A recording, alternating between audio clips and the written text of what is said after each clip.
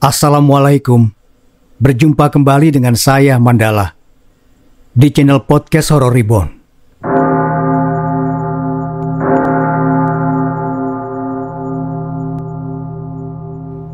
Devi tidak bisa berhenti mengomel saat atasannya Pak Berry memutuskannya untuk mengirimnya tes magang ke cabang baru. Padahal dia sudah bekerja dengan giat dengan alasan agar segera mendapatkan kenaikan jabatan. Tapi bukannya naik jabatan, malah dirinya dipindah tugaskan ke cabang baru di sebuah desa terpencil. Devi berusia 28 tahun yang sudah 5 tahun bekerja di sebuah perusahaan retail sebagai tim bagian pemasaran. Devi termasuk pegawai teladan yang hampir setiap tahunnya menerima penghargaan. Tapi siapa sangka, keinginan serta harapan untuk naik jabatan harus tertunda dulu. Sebab dirinya harus menjalani proses tes magang di cabang perusahaan yang baru. Jahat banget, kenapa tidak langsung naik jabatan aja sih? Kenapa mesti diospek dulu? Sira ikut berdecak kesal. Padahal jauh-jauh hari mereka berdua itu sudah percaya diri mengira Devi akan naik jabatan dan sudah merencanakan pesta makan-makan. Jadi sebelum kenaikan jabatan, beberapa kandidat yang akan menerima kenaikan jabatan itu harus dikirim terlebih dahulu di berbagai cabang baru untuk dites kelayakannya. Seluruh pegawai terpilih akan menjalani masa pelatihan selama 3 bulan. Sebelum akhirnya seleksi tahap akhir pengumuman 2 orang yang akan berhasil mendapatkan kenaikan jabatan. Sehabis makan malam, Devi mulai mengemas barang-barang yang akan dibawanya besok. Meski kesal, namanya tuntutan pekerjaan tetap harus Devi lakukan demi membantu perekonomian keluarganya. Apalagi cuma dia anak satu-satunya yang diandalkan kedua orang tuanya. Sira juga ikut, tanya ibu sambil melipat baju Devi satu persatu ke dalam koper. Sira masih tetap di kantor pusat. Jadi kamu berangkat ke sana sendirian? Ya, mau gimana lagi? Berapa lama? 3 bulan, lama juga ya. Ingat, jaga diri di desa orang. Iya bu. Habis berkemas, Devi pun langsung tidur agar esoknya bisa bangun pagi dengan segar. Selesai sholat subuh, Devi bergegas mandi, sarapan, dan bersiap. Pagi itu dirinya dijemput dan diantar Sira ke terminal. Hati-hati di jalan, pesan ayah pada Devi saat mengantar putri sematawayangnya hingga depan pagar bersama istrinya. Iya, ayah dan ibu baik-baik ya di rumah, pesan Devi dengan mata sedikit berkaca-kaca. Kamu juga, kalau sudah sampai langsung kabari, ujar ayah lagi. Keduanya pun naik ke mobil dan berangkat. Setibanya di terminal, bus yang akan ditumpangi Devi sudah siap berangkat. Keduanya pun berpelukan sebagai tanda perpisahan. Hati-hati ya, ucap Sira yang terlihat sedih karena harus berpisah dengan sahabatnya selama 3 bulan untuk sementara. Kamu juga, balas Devi balik memeluk Sira dengan hangat. Selesai memasukkan barang-barangnya di bagasi, Devi segera naik ke bus dan mengambil tempat duduk agak belakang yang tidak terlalu terisi penuh karena Devi tidak suka keramaian. Perjalanan awalnya lancar-lancar saja. Devi menikmati pemandangan indah dengan damai. Sampai terasa lelah, rasa kantuk menghampirinya dan Devi pun jatuh tertidur. Sekian jam tertidur, Devi tiba-tiba terbangun karena suara berisik di kursi depan. Devi bangun masih dengan posisi duduk yang masih linglung. Nyawanya belum terkumpul dengan baik. Sambil meneguk air mineral dalam botol minumnya yang tinggal setengah, Devi menyegarkan tenggorokannya yang kering. Sadar sepenuhnya, Devi mulai bertanya pada penumpang lain. Ada apa mbak? Kok busnya berhenti? Tanya Devi. Pecah ban mbak, jawab perempuan berjilbab oranye itu. Devi melirik jam tangannya. Sudah jam 3 sore. Lama juga dia tidur. Padahal seharusnya perjalanan ini hanya butuh 3 jam. Tapi sekarang sudah sore. Bus lanjut jalan lagi setelah pukul 4:30. Sesuai prediksi, harusnya bus sampai terminal siang hari. Tapi banyaknya kendala perjalanan membuat bus yang ditumpangi Devi harus sampai malam hari. Daya ponselnya pun sudah berkurang. Pesan terakhir Devi pada kedua orang tuanya tentang ban bus yang pecah jadi sampai di tujuan lebih lama. Rasa lapar mulai merongrong perut Devi. Bekal dari rumah sudah habis dia makan di sepanjang jalan tadi, karena dia tidak mengira mengalami perjalanan yang begitu lama. Pukul 8 malam, bus Devi akhirnya sampai di terminal. Berhubung di dalam desa, jadi tidak ada taksi yang melintas. Benar-benar sial, kesal Devi. Untuk sampai ke desa Lendut tujuannya, ternyata harus menggunakan kendaraan untuk sampai ke pintu masuk desa. Tidak ada hotel di sekitarnya. Malam juga semakin larut. Mau tidak mau, Devi harus berusaha mencari angkutan umum atau semacamnya. Untung saja, satu angkutan umum lewat di depannya setelah lama menanti. Awalnya, sang sopir tidak mau mengambil penumpang karena sopir sudah mau pulang. Tapi mungkin sedikit tidak tega pada Devi yang wajahnya sudah terlihat frustrasi. "Saya cuma bisa antar sampai jalan tengah ya, Neng. Soalnya rumah saya tidak sampai masuk desanya," ujar si sopir. "Tapi sudah tidak jauh kan, Pak?" tanya Devi sedikit khawatir. "Tidak kok, jalan sebentar sudah pintu masuk desa Lendut," jawab Pak sopir lagi. "Ya sudah, tidak apa-apa Pak, yang penting saya sampai." Devi kemudian turun di tengah jalan karena sang sopir belok ke gang, sementara tujuan Devi lurus ke depan. "Terima kasih ya Pak," ucap Devi. "Sama-sama Neng, hati-hati ya." Penerangan mulai remang saat memasuki wilayah desa Lendut. Sambil menggerek kedua kopernya, Devi terus berjalan hingga menemukan pintu masuk desa. Hujan masih rintik, malam sudah semakin larut. Kiri kanan jalan hanya ilalang. Tidak ada kendaraan lalu lalang, membuat suasananya jadi mencekam. Setelah berjalan cukup jauh ke dalam, Devi akhirnya melihat palang sambutan kedatangan desa Lendut yang terpampang jelas dengan kedua matanya. Alhamdulillah, setelah berjalan cukup lama, Devi menemukan beberapa pemukiman penduduk. Rasa lega menyelimuti Devi yang sudah begitu kelelahan. Devi segera mampir di sebuah warung yang masih buka untuk membeli minum guna melepas dahaganya. "Beli obat nyamuk Pak?" pinta seorang pria yang mungkin masih berusia 40 tahun yang sedang berbelanja juga ke warung. "Neng, mendatang ya?" tanya si bapak. "Iya," balas Devi sopan. "Baru sampai?" tanya si bapak lagi. "Iya Pak," jawab Devi lembut. "Rumah Pak RT di mana ya Pak?" Kini Devi balik bertanya. "Oh, di sana tuh," tunjuknya pada rumah bercat biru tua yang tidak terlalu jauh dipandang mata. "Ayo, saya antar," tawarnya. Devi dengan senang hati menyambut bantuan bapak bernama Pak Bono itu. Sesampainya di rumah Pak RT, Devi mulai menjelaskan siapa dirinya dan tujuan kedatangannya ke desa. "Ya ampun, saya dari tadi siang menunggu Mbak Devi," ujar Pak RT ramah. "Maaf Pak, bus saya bannya pecah, jadi sampainya lama." "Karena sudah malam, menginap di sini saja dulu ya Mbak. Soalnya ke tempat yang akan Mbak Devi tinggali nanti lumayan jauh ke dalam, nanti pagi baru ke sana," ujar perempuan seumur Pak RT yang mungkin adalah istrinya. Tentu saja Devi menyetujuinya. Badannya juga sudah sangat lelah, perutnya lapar, dan juga sudah agak mengantuk. "Ya sudah, kalau begitu saya pulang ya Pak RT," ujar Pak Bono berpamitan pada semuanya. "Iya Pak Bono, terima kasih," balas Pak RT. Beruntung Bu RT orang yang begitu ramah. Selesai mandi, beliau sudah selesai menyajikan makanan untuk Devi di meja makan. "Makan dulu Mbak, baru habis itu istirahat," Devi menyambut dengan senyum malu-malu. "Terima kasih Bu," balas Devi yang lalu duduk di kursi meja makan. Devi benar-benar nyaman. Dia makan dengan lahap seperti sedang ditemani ibunya makan kalau lagi di rumah. Iya, hampir saja Devi lupa.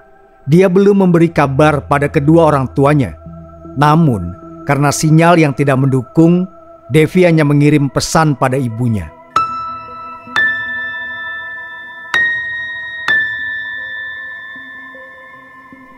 Sudah hampir masuk subuh. Devi segera menarik selimutnya dan bergegas tidur. Belum lama menutup mata, suara kokok ayam sudah terdengar nyaring di telinga, membuat Devi harus bangun dengan terpaksa. Devi segera membuka jendela, dan sinar matahari langsung menyeruak masuk dengan segarnya. Suara pintu terbuka, membuat Devi yang sedang memandang keluar jendela langsung berbalik sedikit kaget. "Loh, sudah bangun ternyata?" ujar Bu Dewi dengan senyum ramahnya. "Iya Bu, tidur saja lagi, masih jam 7 kok. Bapak lagi keluar, nanti jam 9 Ibu bangunin lagi kalau Bapak udah mau antar Mbak Devi ke Wisma. Atau mau sarapan dulu?" tawar Bu Dewi dengan keranjang cucian di tangannya. "Saya sarapan aja dulu Bu, terus menunggu Pak RT." "Ya sudah, Mbak Devi cuci muka dulu, habis itu keluar ke meja makan, ya?" "Iya Bu." Setelah sarapan, Devi kembali masuk ke kamar. Tahunya rasa kantuk tidak bisa dia tahan dan akhirnya jatuh tertidur kembali. Setengah jam terlelap, suara sayup-sayup Pak RT mulai terdengar di telinganya, membuat Devi dengan malas harus membuka kedua matanya lagi. Suara pintu kamar terbuka. Langkah kaki terdengar memasuki kamar. Devi tahu itu Bu Dewi. Tepukan halus tangannya membuat Devi terbangun. "Bapak sudah datang. Mbak Devi siap-siap ya, saya tunggu di luar." Masih setengah sadar, Devi menyahut sopan. Devi berdiri dengan linglung, masuk ke kamar mandi dan membasuh wajahnya, menyiapkan dan merapikan koper dan tempat tidur yang sudah ia tempati sebelum akhirnya keluar menemui Pak RT yang sedang asik menyeruput kopi hitamnya dengan sepiring pisang goreng. "Sarapan dulu, sini Neng," panggil Pak RT. Devi mengampiri dengan malu-malu. "Bu, buatin teh hangat buat Neng Devi." Tidak usah repot-repot Pak, tadi sudah sarapan kok, jadi tidak enak nih." "Tidak apa-apa, masa makan pisang goreng tidak ada minumannya?" ujar Pak RT diiringi tawa kecil yang ikut Devi sambut dengan senyum kecil juga. Bu Dewi akhirnya tiba dengan tangannya yang memegang nampan dengan 2 gelas teh hangat. Langsung ia sajikan di depan Devi, dan satu lagi untuknya. "Terima kasih ya Bu atas tumpangannya," ucap Devi pada saat berpamitan. "Ah, Mbak Devi, tidak apa-apa. Lagian besok-besok juga kita ketemu lagi." "Ya sudah Bu, saya pamit." "Iya, hati-hati." Suasana desa Lendut terbilang tenang. Tidak ada kebisingan kendaraan seperti di kota. Hanya ada sepeda dan becak yang dikayuh oleh tenaga manusia. Tidak ada polusi udara dari kendaraan beroda 4, karena mayoritas penduduk sini lebih senang berjalan kaki menuju tujuannya. "Di sini tidak ada mobil atau motor ya Pak?" Devi bertanya begitu karena penasaran. Sedari tadi ia jarang melihatnya. "Ada Koneng, tapi jarang. Paling sesekali saja kalau ada beberapa orang yang mau ke kota buat belanja." "Oh, begitu. Tapi kayaknya makin kurang lagi. Kan sudah ada toko Mbak Devi." Devi menyambut dengan senyuman ucapan Pak RT. "Memangnya di sini jarang toko-toko yang jualan seperti saya ya Pak?" "Jarang Neng. Paling warung dekat rumah saya. Itu saja barang-barangnya tidak begitu lengkap. Jadi penduduk sini sangat bersyukur karena bos Neng Devi mau mendirikan toko kebutuhan sehari-hari di desa ini." Selama perjalanan menuju Wisma, Devi memang hanya melihat rerumputan, pepohonan, ilalang, dan pohon bambu. Jarang sekali terlihat toko atau warung jualan. Jarak rumah penduduk pun saling berjauhan. Tidak terbayang bagaimana sunyinya di malam hari. Ditambah lampu jalan yang sudah usang. Tidak banyak anak-anak kecil yang terlihat. Kebanyakan sudah bapak-bapak, ibu-ibu, anak muda. Itu pun hanya 2-3 orang yang terlihat. Perjalanan mereka terhenti saat keduanya sudah sampai di depan sebuah wisma dengan bangunan yang tampilannya sedikit kuno. Pak RT terus berjalan menuntun Devi hingga ke depan kamarnya. "Ini kamar Neng Devi." Kamar Devi di bagian depan. Sebelahnya masih kosong. Di depannya sudah ditempati oleh penjaga wisma. Namanya Mbok Rum. Devi melihat-lihat dalam kamar. Ruangannya bersih, meski perabotannya masih kuno dan seperti ketinggalan zaman. Selesai melihat-lihat sekeliling wisma, Pak RT pun izin pamit karena pekerjaannya masih banyak yang menanti. Ya sudah, saya pamit ya, Neng Devi. Nanti kalau sempat, Bapak main-main ke sini. Atau boleh Neng Devi yang main ke rumah. Iya Pak, terima kasih. Selepas mengantar Pak RT, Devi kembali masuk ke kamar. Selesai beberes, Devi berbaring sejenak. Lalu ia teringat kalau dari tadi dia belum mengabari orang tuanya lagi. Kesalnya, sinyalnya masih saja jelek.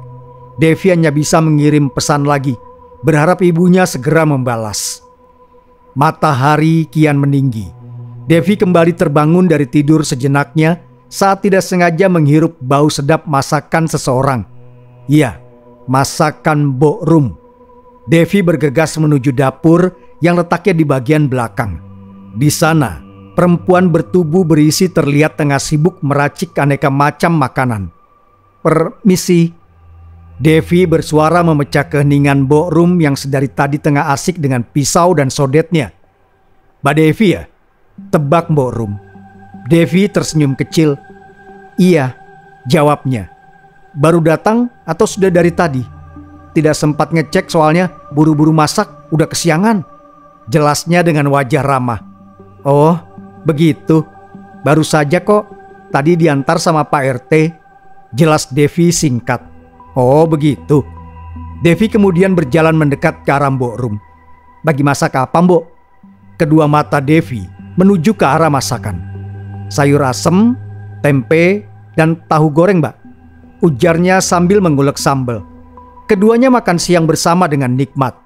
Terlihat canda tawa di tengah-tengah mereka. Habis makan, Devi bergegas mencuci piring. Tidak mau kalah cepat sama Mbok Rum, meski awalnya sempat ditahan. Tapi Devi tetap ngotot ingin melakukannya.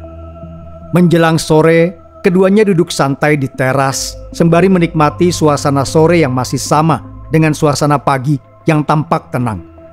Mbok, orang-orang di desa ini tenang banget ya. Tidak yang ribut-ribut gitu. Ribut? Ribut bagaimana maksudnya? Mbok Rum menanggapi ucapan Devi dengan heran. Kayak anak-anak main bola sambil teriak gitu. Atau orang-orang yang lalu lalang sambil ngobrol. Ada juga paling kalau berpapasan senyum tipis doang. Orang di desa ini memang kalem-kalem, Mbak. Bukannya kalau desa biasa ramai ya, Mbok? Kayak anak-anak pada main di lapangan. Tidak tahu, anak-anak desa tidak begitu aktif main. Paling pulang sekolah langsung anteng di rumah masing-masing. Meski terasa aneh, Devi tidak terlalu menghiraukannya. Mungkin memang begitulah keadaan desa di sini.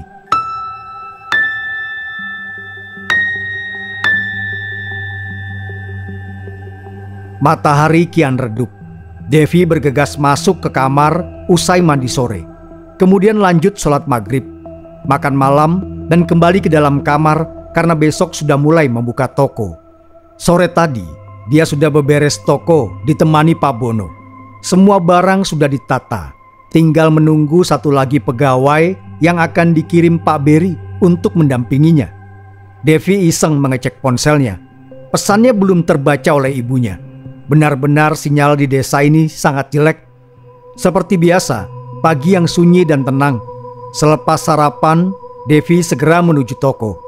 Sesampainya di toko, Devi mulai bersih-bersih, lalu menunggu pelanggan tiba. Notif ponselnya berdering. Telepon dari Sira. Devi sangat senang melihat sinyal sudah mulai membaik. Panggilan telepon dan pesan sudah masuk. Devi segera mengangkat panggilan itu dengan cepat. Ya Allah, Dev, akhirnya diangkat juga. Kemana aja? Kok beberapa hari ini susah banget dihubungin? Sira! Teriak Devi membuat Sira di seberang telepon langsung menjauhkan ponselnya. Pelan-pelan. Dari kemarin sinyal jelek banget, jadi aku tidak bisa akses internet. Oh alah, bagaimana di desa? Kenapa? Kok Ini desa kayak bisu, tidak ada keramaian, tidak seru deh pokoknya. Hah? Kok bisa? Tidak tahu, aku juga heran. Ya, mumpung sinyal lagi bagus, aku mau telepon ibu dulu ya. Nanti malam kita lanjut ngobrol lagi, oke? Oke. Mengakhiri panggilan teleponnya dengan Sira, Devi segera membuat panggilan pada ibunya. Belum sempat terhubung, seorang pelanggan tiba di toko. Devi mau tidak mau membatalkan panggilan teleponnya. Pelanggan itu hanya diam sambil fokus memilih barang-barang yang akan dibelinya. Tiba di meja kasir, tak ada senyum, hanya wajah datar saja. Namun, Devi mencoba bersikap ramah dan ceria. Totalnya Rp59.000, recehannya mau didonasikan? Tanya Devi pada pria berhoodie hitam yang dijawab dengan anggukan. Selesai mencetak struk, Devi memberikannya pada sang pria dengan ramah. Terima kasih sudah belanja di sini. Jangan lupa mampir lagi ya. Tapi pria itu diam saja sambil berlalu pergi tanpa permisi. Saat ingin membuat panggilan pada ibunya, sinyal kembali error. Tapi pesan yang dia kirim sebelumnya sudah mendapat balasan. Baik-baik di sana ya. Jangan aneh-aneh. Jangan lupa makan. Istirahat yang cukup. Kalau ada apa-apa, kabari ibu. Menjelang petang, Devi masih di toko. Sunyi sekali. Hanya 2 orang yang menjadi pelanggannya hari ini. Devi masih tidak habis pikir kenapa Pak Beri mau-maunya bangun toko di desa seperti ini. Karena merasa sudah tak ada pelanggan, Devi memutuskan untuk menutup toko saja. Hari pun sudah mulai gelap. Lampu jalan juga tidak begitu terang. Kanan kiri toko hanya pohon bambu dan rerumputan tinggi. Jalan besar juga hanya dilalui 2-3 motor. Sangat menakutkan jika harus membuka toko hingga pukul 9 malam. Akhirnya Devi menutup toko. Perjalanan pulang cukup mendebarkan. Hanya 1-2 orang yang berpapasan dengannya. Itu pun orang-orangnya sangat cuek. Untung saja lokasi toko dan wisma tidak begitu jauh. Jadi Devi bisa sampai tanpa harus terus was-was lagi pada sekelilingnya. Akhirnya Devi sampai juga di wisma. Tapi tepukan di pundaknya tiba-tiba membuat nafasnya terpacu lagi.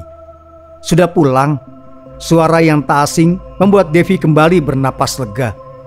Mbok Rum, kok keringetan? Mbak Devi lari ya? Devi menggeleng. Tidak apa-apa, aku masuk dulu ya Mbok. Mau mandi? Iya. Makanan sudah Mbok siapin di meja makan. Wah, terima kasih Mbok. Iya, barusan temannya baru datang. Sekarang ada di kamar. Devi melupakan mandinya, lalu mengetuk pintu kamar sebelahnya. Seorang pria muncul dari balik pintu. Loh, cowok? Kenapa? Kamu orang yang dikirim Pak Beri? Pria itu mengangguk. Iya, Mbak Devi ya? Loh, bukannya cewek ya? Mana saya tahu. Soalnya saya cuma terima perintah dari Pak Beri. Kenapa tidak langsung ke toko tadi? Saya kan baru tiba Mbak. Istirahat dulu. Lagian saya juga belum tahu letak tokonya di mana. Sudah makan? Devi mengalihkan pembicaraan. Belum? Ya sudah, yuk makan dulu. Terima kasih ya Mbak. Makanannya enak, kenyang banget, ujar Aris. Sama-sama. Tapi ini bukan aku yang masak, tapi Mbok Rum. Hah? Mbok Rum? Siapa? Tanya Aris. Mbok Rum yang tinggal di kamar depan. Loh, bukannya tadi udah ketemuan? Oh iya, lupa. Ya udah, Mbak, saya ke kamar duluan. Capek banget. Devi segera menyelesaikan cucian piringnya, lalu bergegas kembali ke kamar.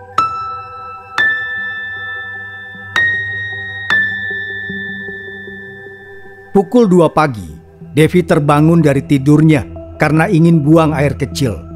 Saat keluar kamar, Devi begitu kaget karena dia mendapati Mbok Rum yang sudah terbangun dengan dupa dan sesajen di tangannya. Mbok, sapaan Devi membuat Mbok Rum yang sedang sibuk meletakkan sesajen dan dupa di depan pagar rumah menjadi kaget. Loh, kau udah bangun, Mbak Devi? Aku mau buang air kecil, jawab Devi. Pandangan Devi kemudian teralihkan dengan orang-orang di sekitar wisma, di mana semua orang terlihat terbangun dan meletakkan dupa dan sesajen seperti yang Mbok Rum lakukan.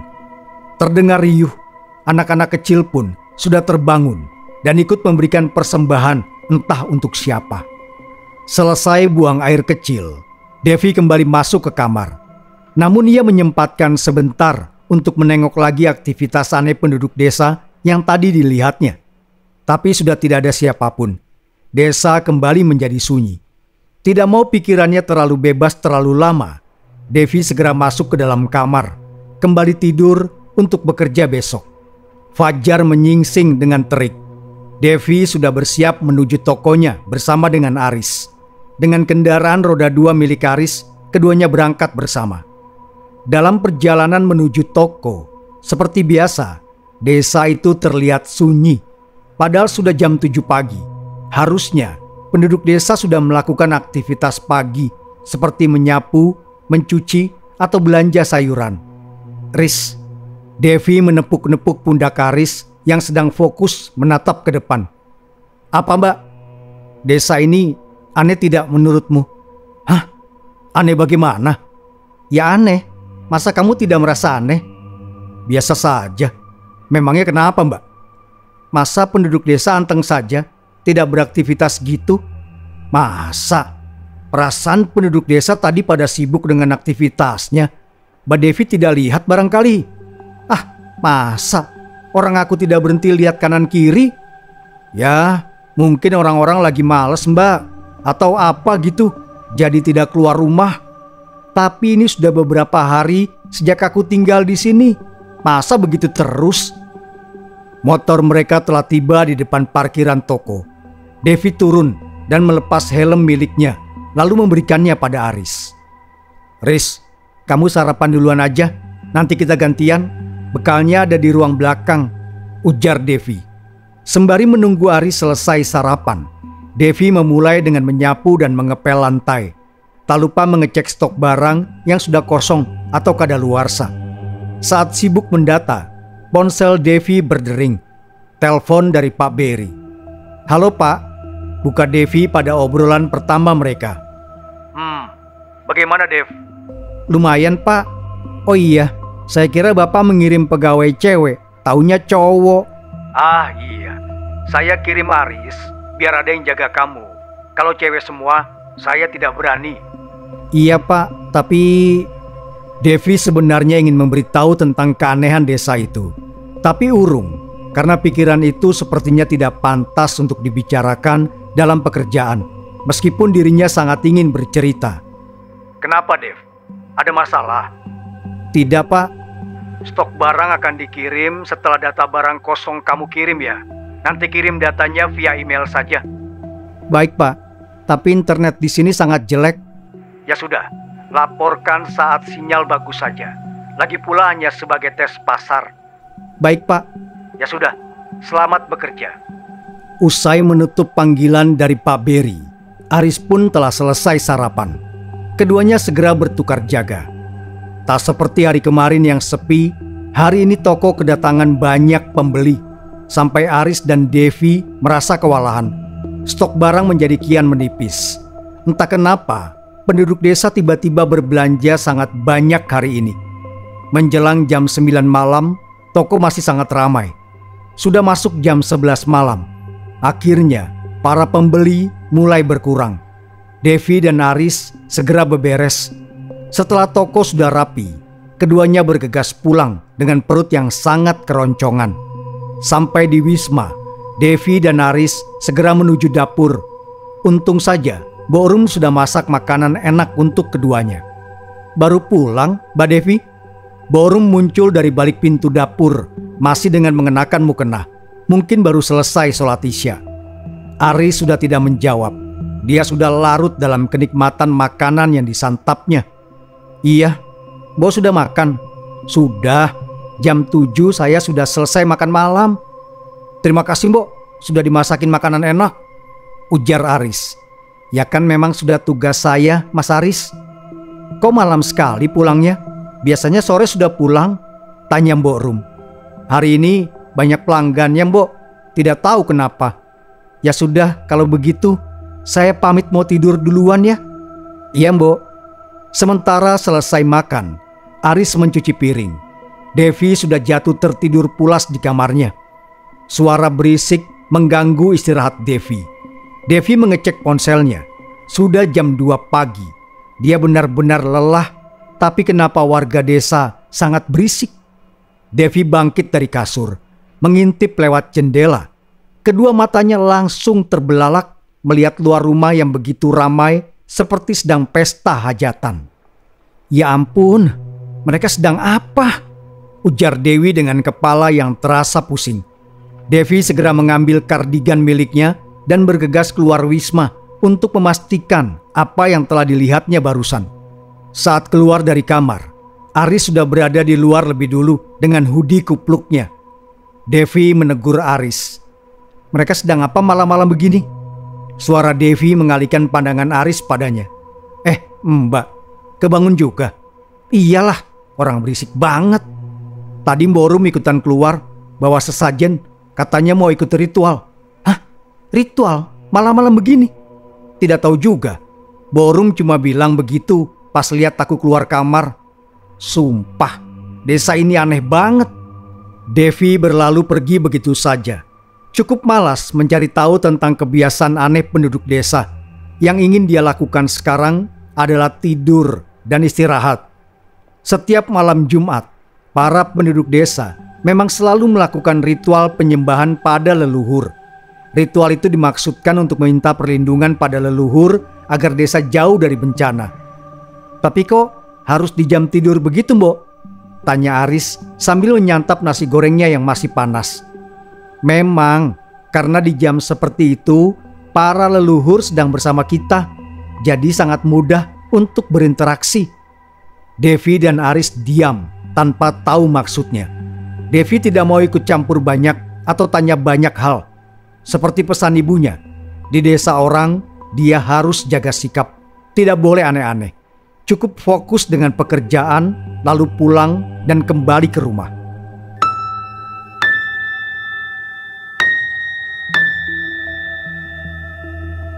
Malam itu, Aris pulang duluan karena semua pekerjaan sudah selesai. Tinggal Devi yang harus begadang karena menginput stok barang yang baru saja masuk selesai maghrib tadi. Kondisi desa mulai sepi. Sudah tidak ada orang yang lalu lalang. Lampu penerangan jalan terlihat kedap-kedip sepertinya mau rusak, membuat suasana toko jadi seperti tempat uji nyali. Bisa-bisanya Pak Beri mau buka toko di tempat seperti ini, ujar Devi. Setelah berkutat dengan data-data barang, akhirnya selesai juga. Devi melirik jam di dinding. Sudah jam 10:30 malam. Dia segera membuat panggilan pada Aris. Tapi dasar kurang ajar, ponselnya tidak bisa dihubungi. Devi jadi kesal. Pada akhirnya, dia harus pulang dengan jalan kaki. Sampai di depan pagar wisma, raut wajah Devi semakin kesal. Aris dengan santainya duduk di teras, minum kopi sambil berbincang seru dengan Borum.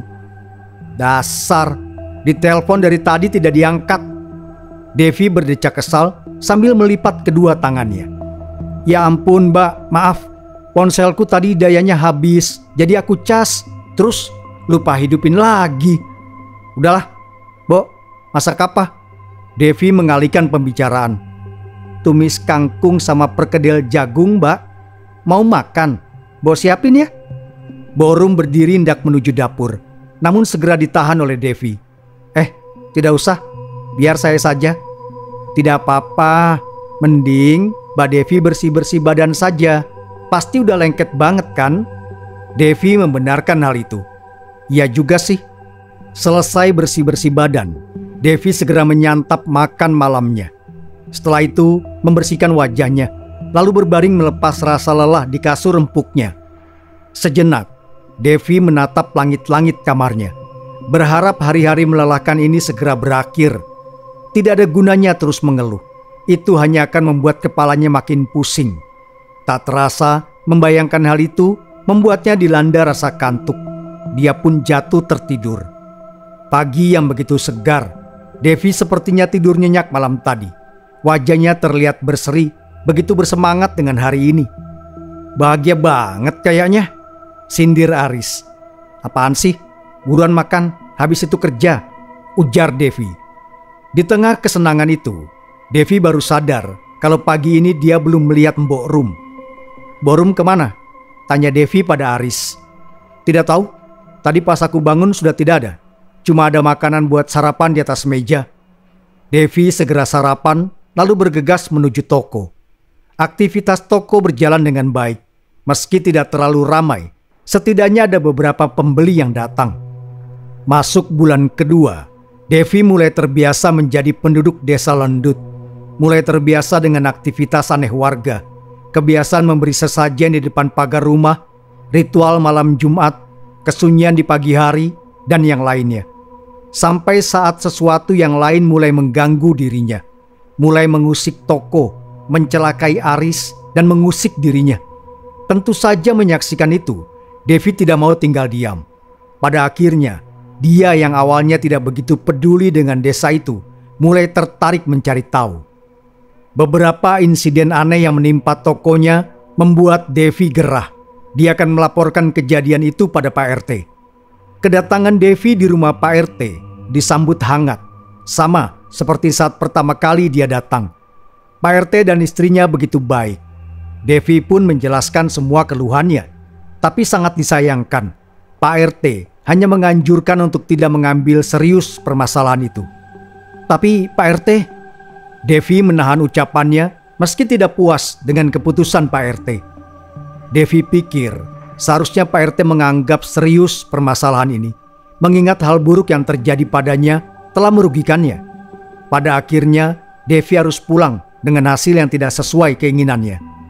Sampai di Wisma, Devi hanya bisa menahan amarahnya, membuat Aris bertanya-tanya. "Bagaimana hasilnya, Mbak?" tanya Aris penasaran. Devi mengangkat kedua tangannya tidak tahu. "Entahlah, aku capek," sahut Devi dengan wajah kesal yang tertahan. "Capek kenapa, Mbak? Bagaimana tanggapan Pak RT?" "Beliau cuma bilang kalau mengabaikan kejadian itu." "Hah? Jadi Pak RT tidak mau ambil tindakan?" Aris ikut kaget. "Iya, soalnya tidak ada bukti juga. Tapi kan setidaknya Pak RT bisa memberikan peringatan atau pengumuman pada warga, bertanya siapa yang melakukannya." "Sudah, Pak RT tidak mau ambil pusing. Hari ini toko tutup lebih awal saja." Di hari berikutnya, terornya makin menjadi-jadi. Mulai dari toko yang kebobolan pencuri, serta Aris yang mengalami pergulatan dengan beberapa warga. Devi tidak tahan lagi. Malam itu, Devi kembali mendatangi rumah Pak RT. Sebenarnya tidak sopan karena Devi datang larut malam, sedikit mengganggu, tapi cuma di jam seperti itulah Devi bisa bertemu dengan Pak RT. Devi mengetuk pintu rumah Pak RT, tapi tidak ada sahutan apapun dari dalam. Devi mulai frustrasi, belum lagi badannya yang sudah lelah setelah seharian bekerja, tapi harus menyelesaikan permasalahan ini. Ingin rasanya dia mendobrak pintu rumah itu. Tapi Devi tetap harus menjaga sikap. Tepat jam 1 pagi, Devi akhirnya menyerah dan memutuskan untuk pulang. Dia kaget saat hendak pulang. Devi melihat sosok tinggi besar dengan badan hitam kelam berdiri di belakang rumah Pak RT. Suaranya menggelegar keras, membuat kuping Devi jadi sakit dibuatnya. Dengan keringat bercucuran, Devi memasuki Wisma dengan tergesa-gesa. Masuk kamar, tanpa mengganti pakaian, dia langsung naik ke tempat tidur, menyelimuti dirinya hingga tak terlihat apapun. Perut yang kosong, badan yang terasa lengket, dan rasa lelah yang luar biasa membuat Devi pada esoknya jatuh sakit. Dirinya demam tinggi dan tubuhnya benar-benar lelah. Devi hanya bisa menceritakan semua keluhannya pada Mbok Rum. Meski Mbok Rum juga tidak bisa memberinya solusi akan masalah atau keluhannya. Dia juga tunduk pada aturan Pak RT. Bahkan Mbok Rum memberikan usulan yang sama dengan Pak RT untuk mengabaikannya saja. Selepas sembuh, Devi dan Aris kembali membuka toko lagi. Devi hanya harus banyak bersabar untuk hari-hari selanjutnya. Biar bagaimanapun, dia harus membuat hasil yang bagus untuk masa tesnya. Semua menjadi berubah. Tidak ada senyum ramah lagi dari Bu RT. Tidak ada lagi sapaan hangat dari Pak RT. Pembeli yang kian berkurang, para penduduk yang menatap ketidaksukaan pada Devi dan Aris, serta Mbok Rum yang sudah tidak seakrab dulu. Semua berubah secepat itu. Entah kenapa. Laporan pemasukan toko pun kian merosot, membuat Devi semakin stres. Padahal laporan penjualan barang-barang toko sangat berpengaruh untuk hasil kerjanya, untuk pertimbangan kenaikan jabatan.